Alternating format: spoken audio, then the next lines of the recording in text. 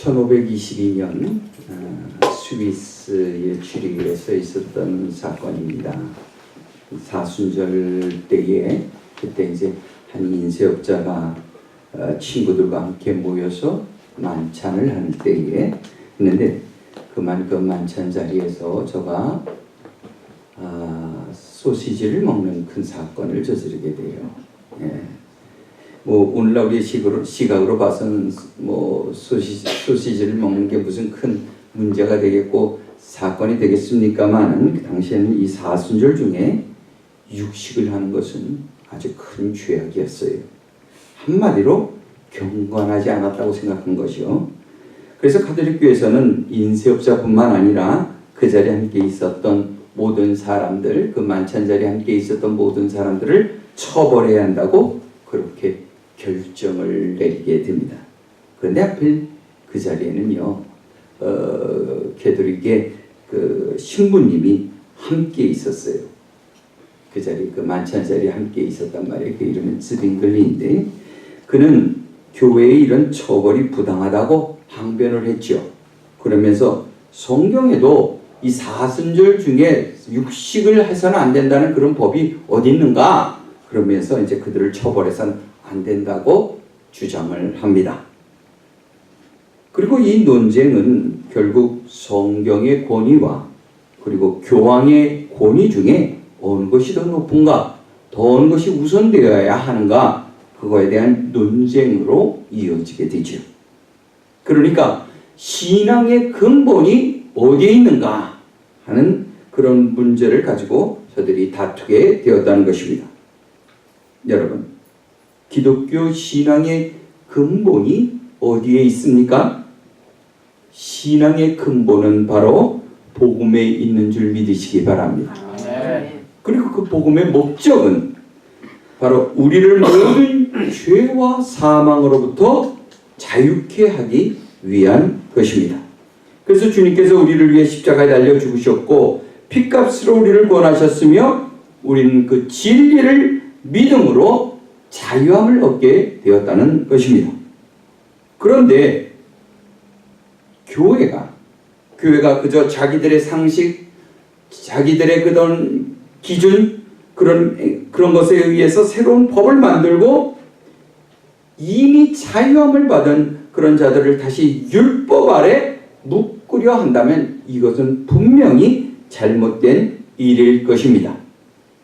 예수님께서 이 땅에 사역하실 때 그 당시 유대인들의 전통은 안식일을 거룩하게 지키기 위해서는 절대로 노동을 해서는 안 된다는 거예요. 어떤 일도 해서는 안 된다 하는 거였어요. 그런데 그걸 지키려다 하다 보니까 많은 사람들의 의문이 생기죠. 그러면 어디서부터 어디까지가 노동인가? 그 노동의 기준이 무엇인가?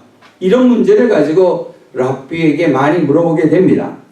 그래서 종교 지도자들은 그 기준을 그 시대의 흐름에 따라 자신들의 상식과 또 전통에 따라 그때 결정을 합니다.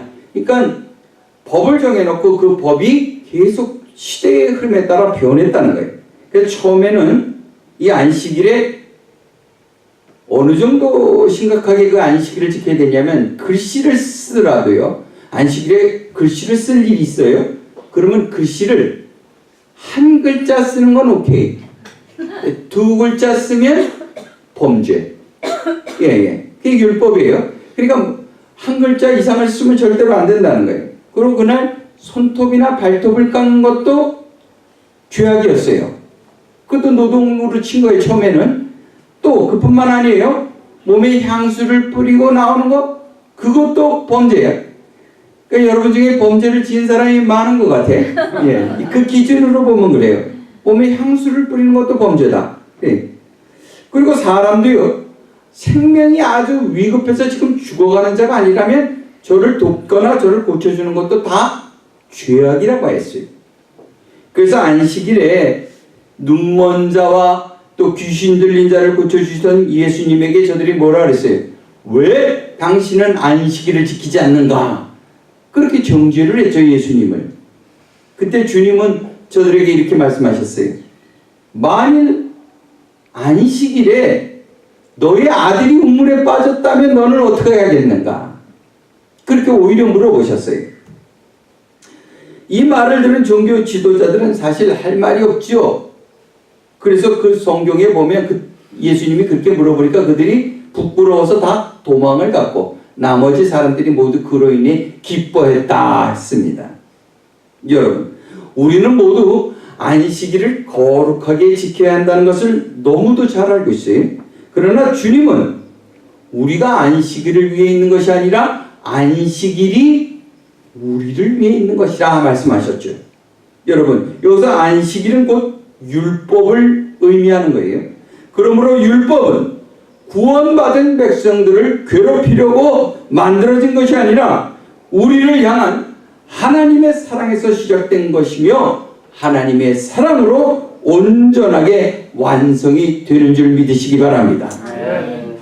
갈라디아서 5장 1절을 함께 읽습니다. 시작. 그리스도께서 우리를 자유롭게 하려고 자유를 주셨으니 그러므로 굳건하게 서서 다시는 종의 멍에를 매지 말라. 갈라디아서는 사도 바울이 갈라디아 교인들에게 보낸 편지죠. 근데 이 서신의 특징은요, 이 갈라디아서가 총 6장으로 되어 있는데 이 서신의 특징은 전체의 절반 이상이 율법과 자유에 대해서 기록하고 있다는 거예요. 그래서 기독교 학자들은 이 갈라디아서를 무엇이라고 부르냐면 자유의 대헌장이다, 이렇게 부르고 있어요. 그런데 사도 바울이 특별히 그가 세운 교회들이 많이 있지만 특별히 이 갈라디아 지방에 있는 이 교회에게 이런 편지를 보낸 이유가 있어요. 자유에 대한, 율법과 자유에 대해서 특별히 강조를 하고 그들에게 편지를 보낸 이유가 있어요. 그것은 그 지방이, 갈라디아 지방이 아주 오래전부터 유대인들의 아주 강한 영향력에 있었다는 거예요. 유대인들의 강한 그 입김 아래 있었기 때문에 저들이 전통을 주장하고 그 율법에 강한 영향이 있었다는 거예요. 마치 우리 크리스찬이, 우리 한국인 크리스찬들이 말이에요, 유교의 영향력을 벗어나지 못하는 것 마찬가지예요. 오랜 생활 우리가 신앙생활을 해도요, 1대 2대 그렇게 신앙생활을 해도 우리도 모르는 사이에 우리 안에 그 유교적인 그 영향력이 있죠. 그래서 성경을 그렇게 해석할 위험성이 있다는 거예요. 그러니까 이들도 마찬가지였어요. 그런 게 있다는 거예요. 그러다 보니까 예수를 영접한 이방인들과의 다툼이 교회 안에서 이제 자주 일어나게 됐죠. 그래서 바울은 그들을 깨우쳐 주기 위해 이 서신을 보내게 된 것입니다.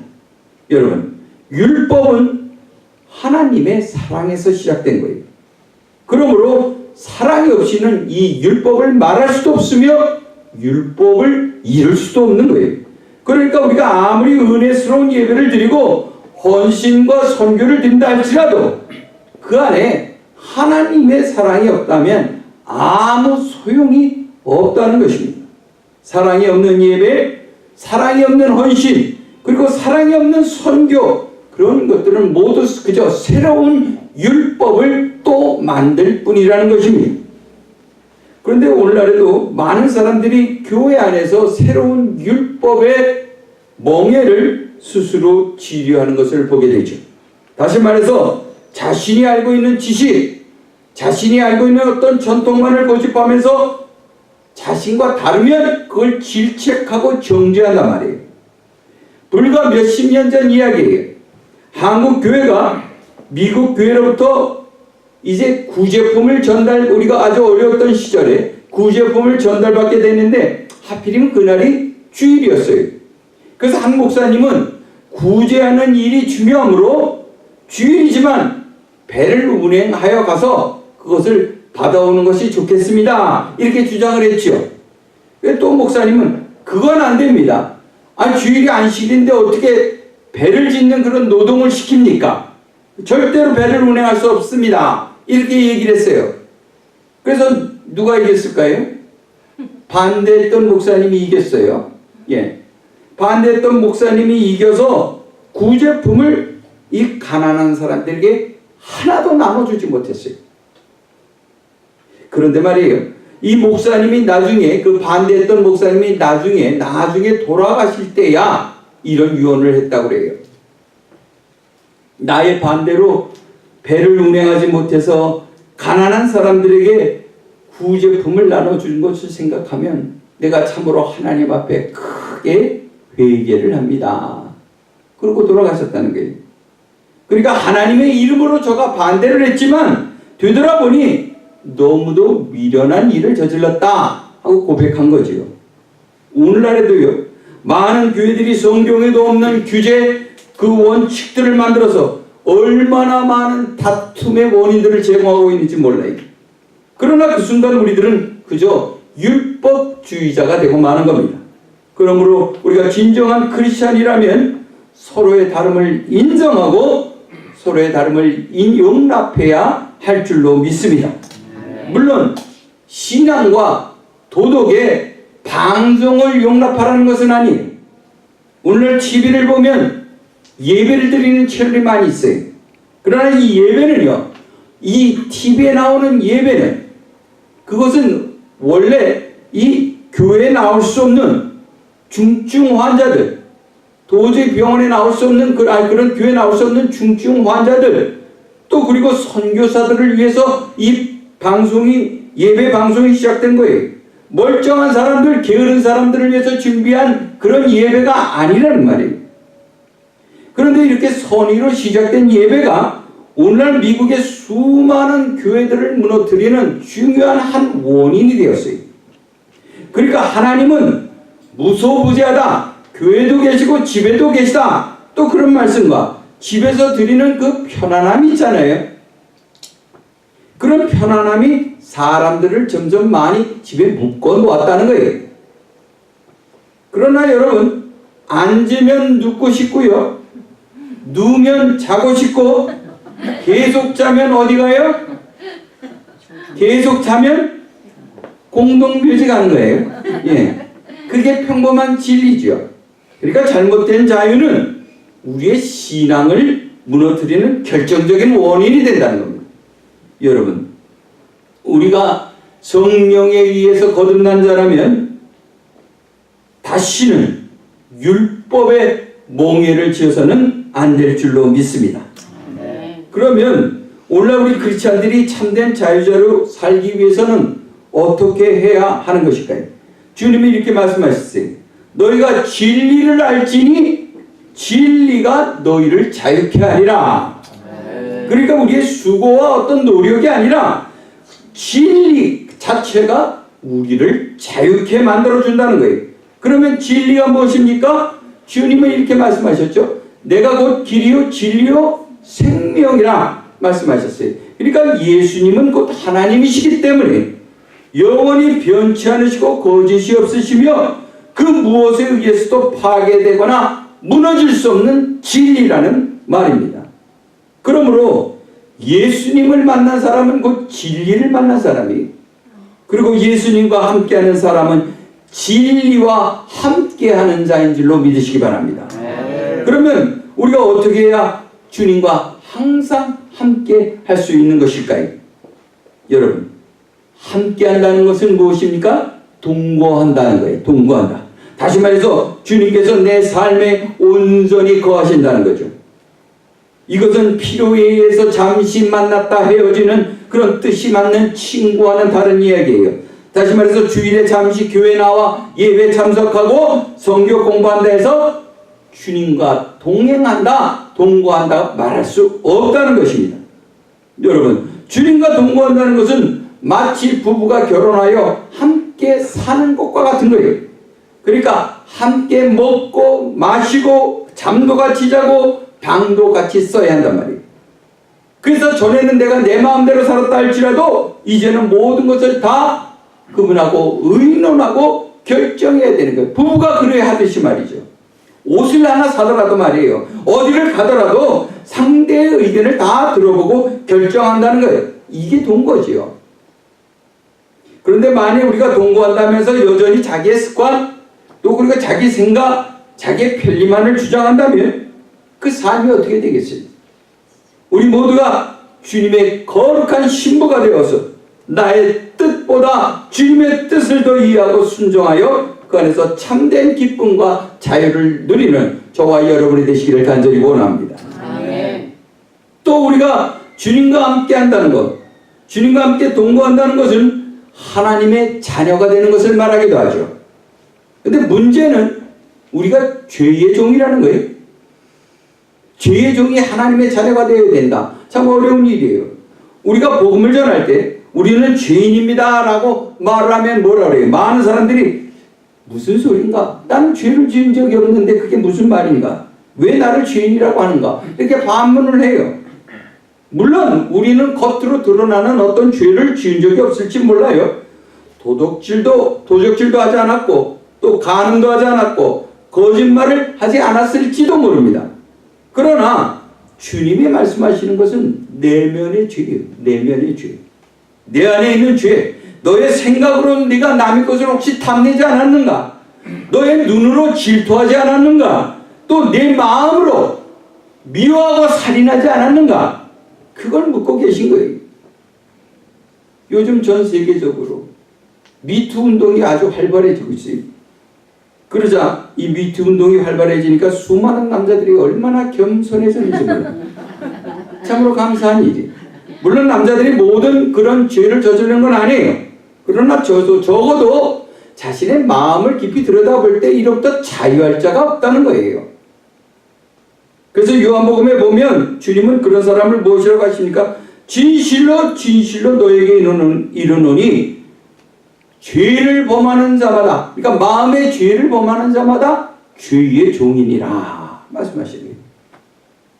겉으로 보기엔 멀쩡하고 그래도 들여다보면 우리 모두가 다 죄의 종이라는 것입니다. 다시 말해서 겉으로 보면 모두 선남 선녀처럼 보이지만 내면의 세계는, 우리 내면의 세계는 불안과 탐욕과 죄책감에 사로잡혀 있다는 것이죠. 그래서 우리는 결코 하나님의 자녀가 될 수 없는 것입니다. 불가능한 일이에요. 그러나 한 가지 방법이 있습니다. 그것은 하나님의 아들 예수께서 우리를 그 모든 죄로부터 자유롭게 하시면 우리가 하나님의 아들이 된다는 것입니다. 그래서 영원히 아버지 집에 거할 수 있게 된다는 거예요. 여러분, 우리는 우리의 신분을 바꿔야 돼요. 종은 아무리 오랫동안 성실하게 아버지의 집에 근무를 해도요, 아버지와 영원히 동거할 수 없어요. 그리고 그의 유산을 상속받을 수도 없습니다. 그러나 아들은 말이에요. 좀 실수해도, 좀 잘못해도, 잘못을 저질러도 영원히 아버지와 함께하는 거예요. 그리고 그의 유산을 상속받게 된다는 거예요. 그러므로 우리는 종의 신분에서 이제 아들의 신분으로 바뀌어야 한다는 거죠. 그러기 위해서 우리가 할 일은 무엇입니까? 오직 예수님 그분만을 믿는 거예요. 그리고 그분의 말씀 안에서 거하는 겁니다. 그러나 우리가 예수님을 믿기는 하는데 말씀 안에 거하지 못한다면 하나님의 자녀라고 말할 수가 없는 거예요. 내가 믿어. 근데 나의 삶의 행동을 보면 말씀대로 행하지 않아. 그렇다면 이게 진정한 믿음인가? 진정한 하나님의 자녀라 말할 수 있는가? 이런 의구심이 생긴다는 거예요. 그러니까 우리는 반드시 우리의 믿음대로 그 말씀 안에서 살아가며 행해야 한다는 거죠. 그러면 여러분에게 묻습니다. 여러분은 하나님의 자녀이십니까? 아멘. 그렇다면 예수님의 말씀 안에서 온전히 살고 계십니까? 일부러 대답 안 하는 거지 지금. 나 당황하게 하려고. 그래, 알았어.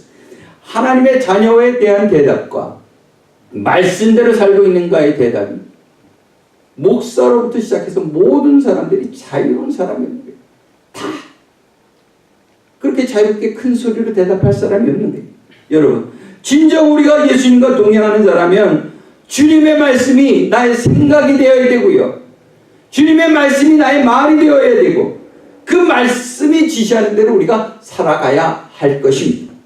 그래서 우리가 어떤 경우에도 서로 싸우고 시기하지 않으며 서로 사랑하고 화답함으로 삶의 아름다운 열매를 맺게 될 줄로 믿습니다.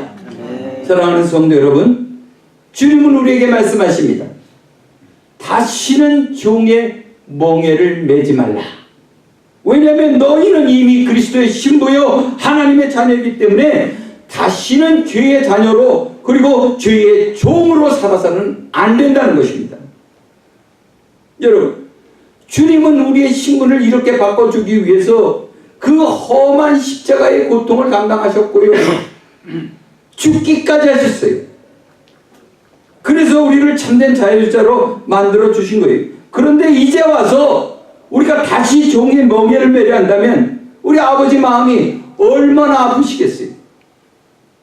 여러분, 모든 탐욕으로부터 자유하시기 바랍니다. 왜냐하면 여러분은 이미 하나님의 상속자로서 충분히 모든 풍성함과 모든 영광을 받은 자들이기 때문이죠. 그리고 여러분, 모든 죄책감으로부터 자유하시기 바랍니다. 주님은 바로 그 문제를 해결해 주시기 위해서 스스로 십자가에 달려 죽으신 거예요. 그리고 모든 염려로부터 자유하시기 바랍니다. 왜냐하면 주님은 부활하셔서 우리에게 영원한 천국의 소망을 주셨기 때문입니다. 여러분, 우리는 십자가의 사랑으로 말미암아 우리를 얽매어 놓은 모든 죄로부터 이미 자유함을 받은 자들이. 그러므로 우리는 이제 세상의 종이 아니라 사랑에 빚진 자로서 원수를 용서하는 것에서 멈추지 말고 한 걸음 더 나아가 원수를 사랑하는 것까지 나아가는 저와 여러분이 되기를 간절히 원합니다. 이 놀라운 은혜가 참된 자유자로서 세상의 모든 탐욕과 죄책감과 염려를 버리고 살아가기를 원하는 모든 성도들에게 충만히 마시기를 주님의 이름으로 축원합니다. 기도하시겠습니다. 거룩하신 하나님, 오늘도 주님의 말씀에 귀를 기울이고 말씀에 우리 가슴에 깊이 새깁니다. 주께서 이미 우리를 자유자라 하시고 종의 멍에를 벗겨주셨음에도 불구하고 우리는 여전히 세상의 것으로 인하여 근심하고 염려하며 또 여전히 죄책감에 묶여 스스로 낙담하고 좌절할 때가 얼마나 많은지 모릅니다. 주여, 우리의 믿음이 연약함을 불쌍히 여겨주시고 그 십자가의 크신 은혜로 우리가 온전히 자유함을 받았음을, 이미 그렇게 받았음을 믿고 하나님의 은혜 가운데 감사와 기쁨으로 살아가는 자들 되게 하여 주시옵소서. 감사드리며 예수님의 이름으로 기도하옵나이다. 아멘.